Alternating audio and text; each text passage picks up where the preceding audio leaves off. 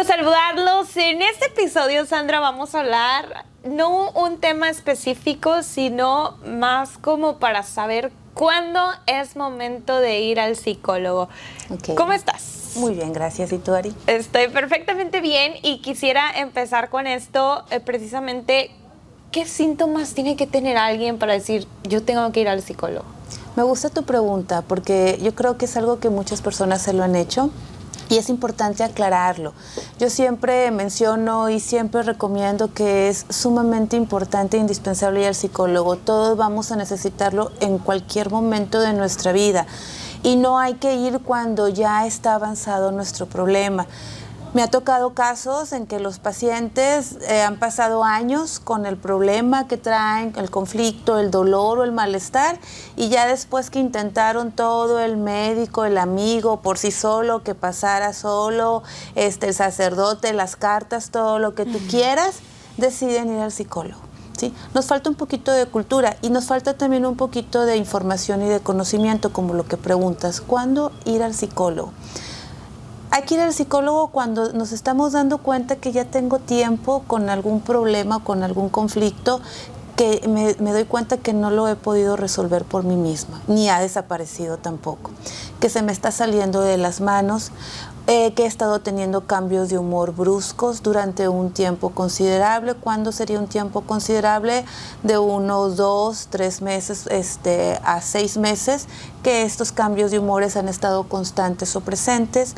Cuando sientas que ya no estás siendo muy funcional, ya sea en el trabajo, en la escuela o en tus relaciones interpersonales, te estás dando cuenta que estás teniendo ciertos problemas. Es ahí donde yo creo que debemos de replantearnos qué está pasando conmigo y que es necesario ir al psicólogo.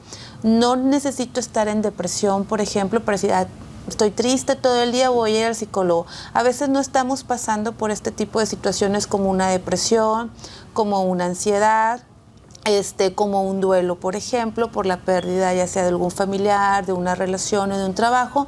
A veces son cosas, digamos, más cotidianas o más simples, pero que son necesario que yo las ubique, que yo las reconozca y que sepa cómo trabajar con ellas o cómo resolver estas situaciones para poder seguir avanzando.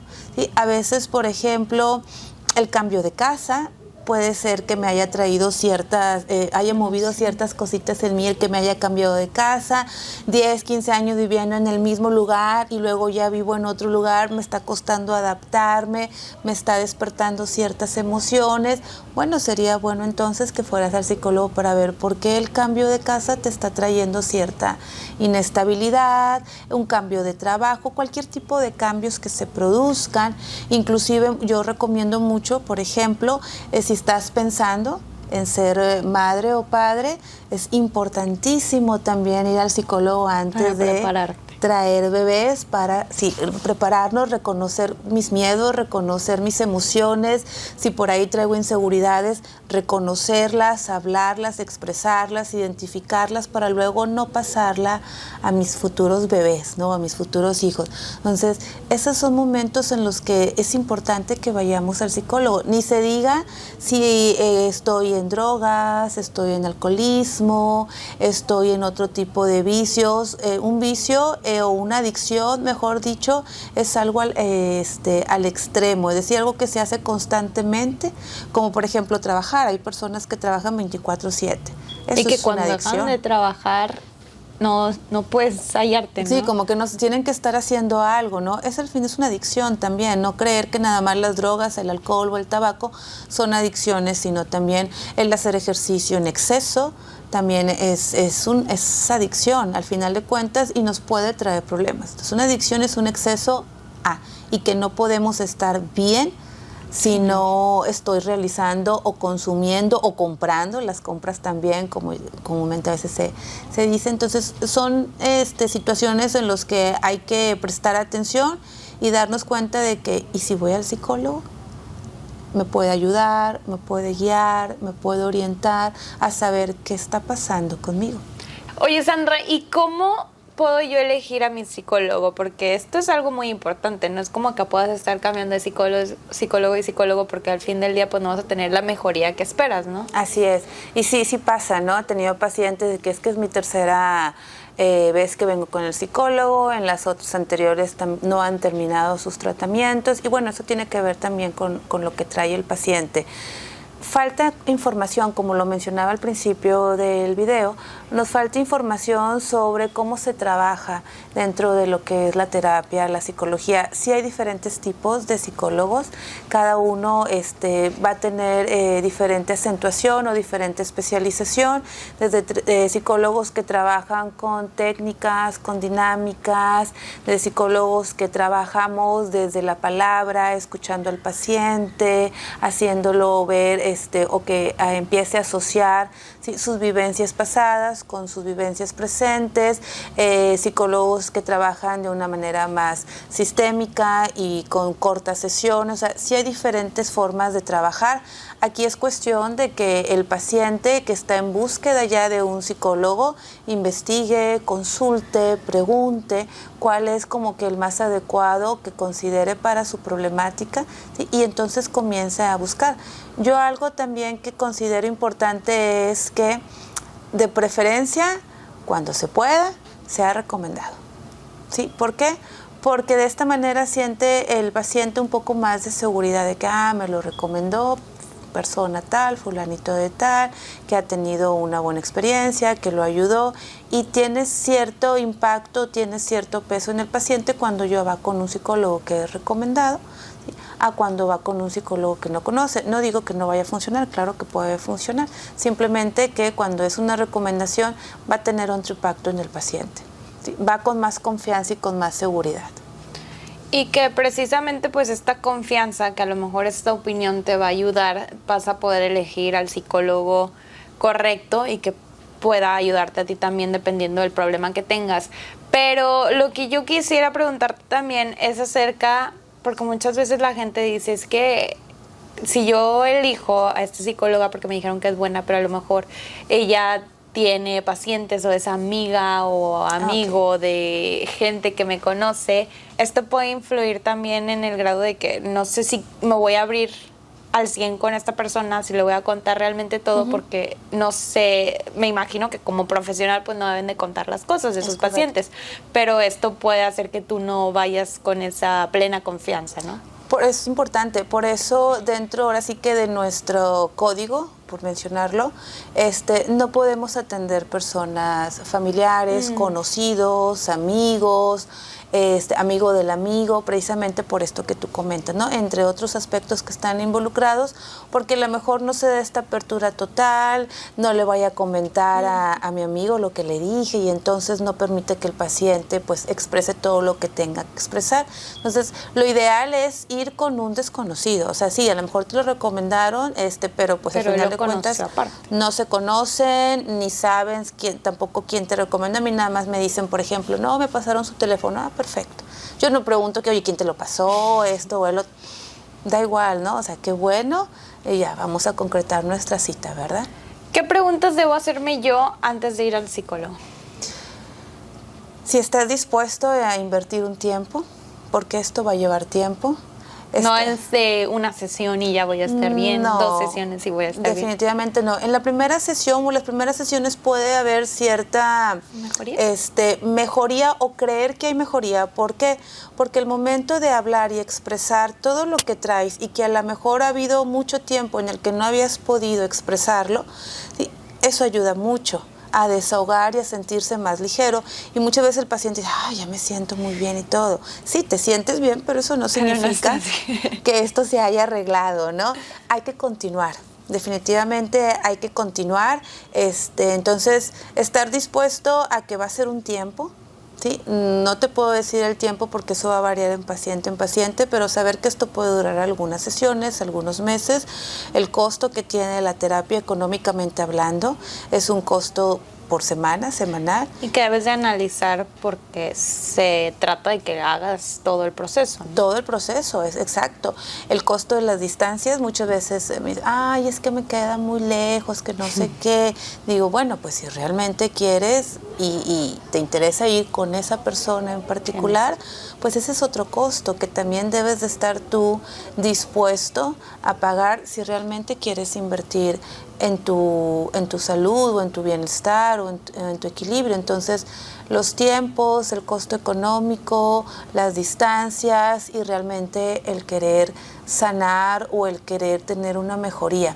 ¿Sí? He tenido pacientes que es nada más estar dando vueltas y vueltas al asunto y pareciera como que no quieren salir de ese círculo y vienen y siguen siempre hablando de lo mismo y se les hace los señalamientos, pareciera que esto está en círculo, ¿sí? No hay una conciencia todavía de querer realmente esta mejora, ¿sí? No se han dado cuenta que así están bien. ¿Sí? No se han dado cuenta que desde su punto de vista ellos así están bien, pero no lo es porque les causa a la vez conflicto, les causa a la vez sufrimiento.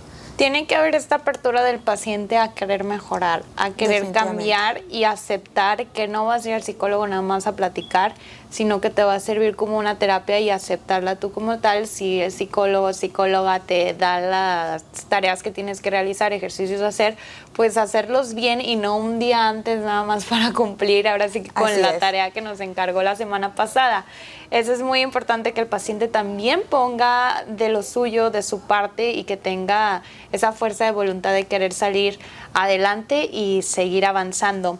Ahora, también preguntar acerca de si es mucha la diferencia o puede ser lo mismo, si a lo mejor una semana no puedo ir presencial, puede ser en línea y va a ser la misma mejoría, o es mejor presencial siempre. Ya depende mucho de cada psicólogo. Hay psicólogos, por ejemplo, que ahora que ya regresamos, digamos, a esta nueva normalidad, es todo completamente presencial, ¿sí? Hay otros psicólogos, me incluyo en que yo en lo particular es presencial, pero cuando surge alguna situación, ¿sabes qué? No voy a alcanzar a llegar o voy a salir de viaje y no quiero perder mi sesión, ¿la podemos hacer en línea? Claro, adelante. Yo no tengo ningún problema. Al final de cuentas, dentro de la teoría que yo manejo, trabajamos con lo que el paciente nos dice, con la palabra. ¿Sí? Yo estoy escuchando con atención, independientemente de donde se encuentre el sujeto, hay que saberlo escuchar. ¿Sí? Lo ideal, te digo, en lo particular es tenerlo presencial, pero no me cierro en que en algunas situaciones, por aspectos que puedan surgir, pues se tenga que llevar la terapia a través de línea, de una videollamada, bueno, pues adelante. No debe de influir, no tiene por qué ser menos la calidad, no tiene por qué ser menos el avance, nada más porque el paciente no está ahí presencial. Si el psicólogo lo sabe trabajar y manejar bien, debe de tener el mismo efecto que si fuera presencial.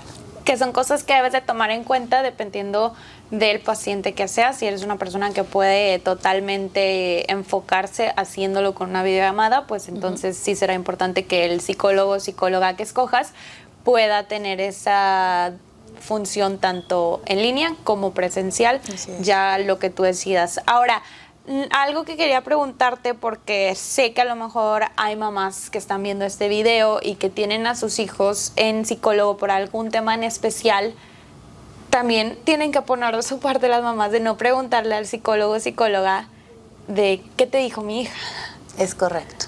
Sí, eso se debe de aclarar en primeras entrevistas con los padres, ¿sí?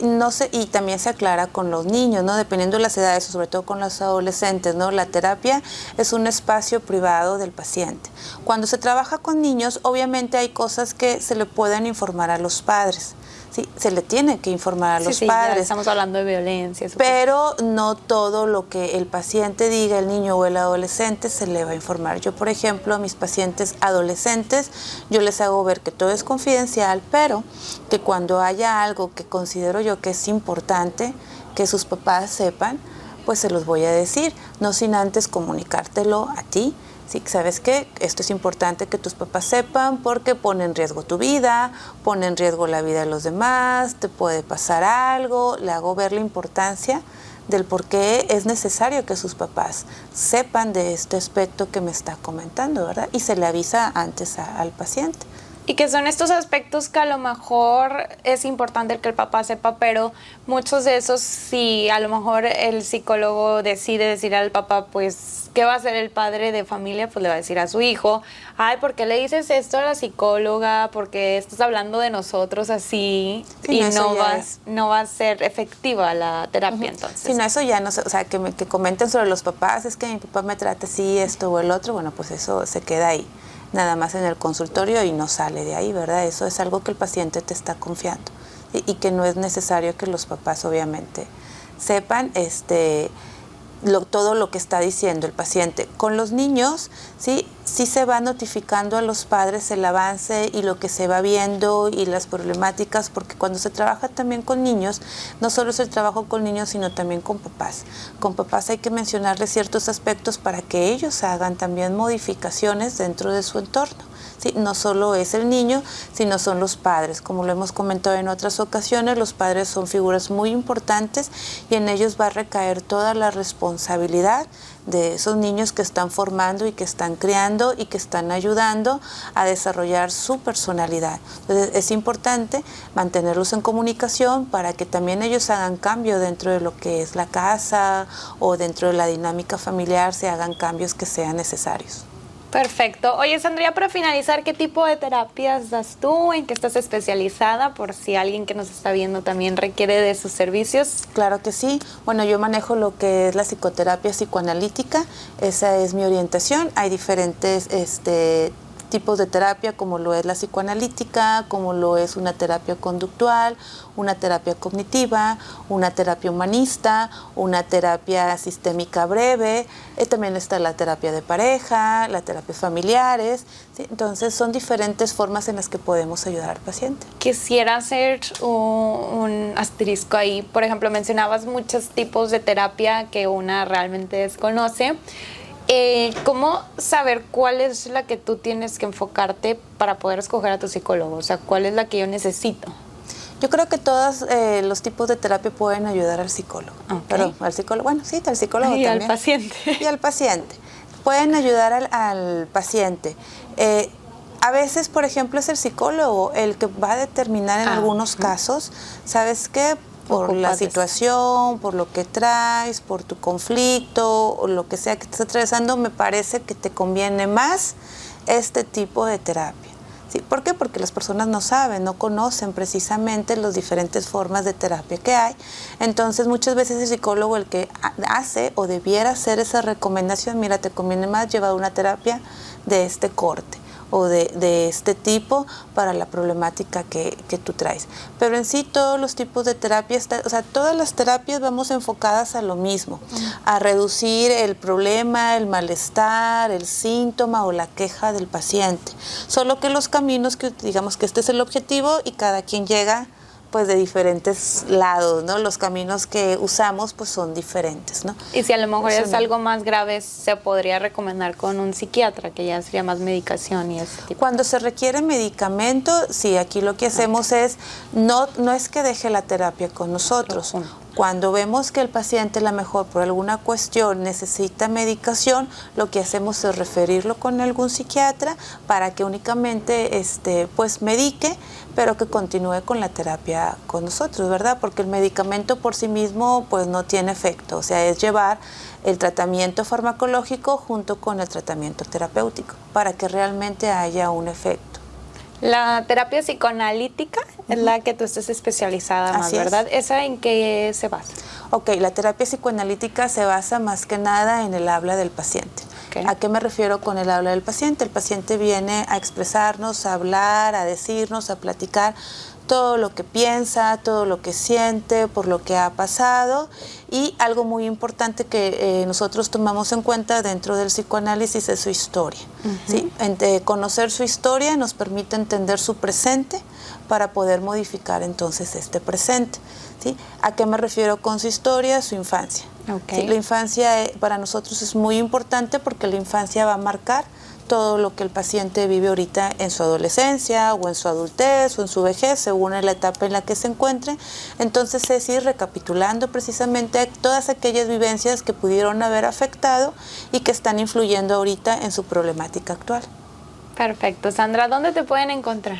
Ya, pues aquí me pueden encontrar en la Universidad de Durango Campus Monterrey, a través de mi WhatsApp, que es 811-249-744.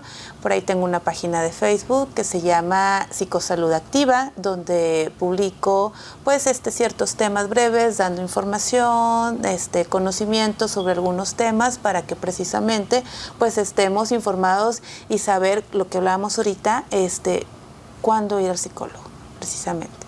Perfecto, pues una terapia no le va a hacer daño a nadie, entonces si tienes la oportunidad es importante acudir siempre al psicólogo para poder mejorar nuestros aspectos de vida y nuestra adultez y ser adultos felices, ¿no? Es la idea, es el objetivo.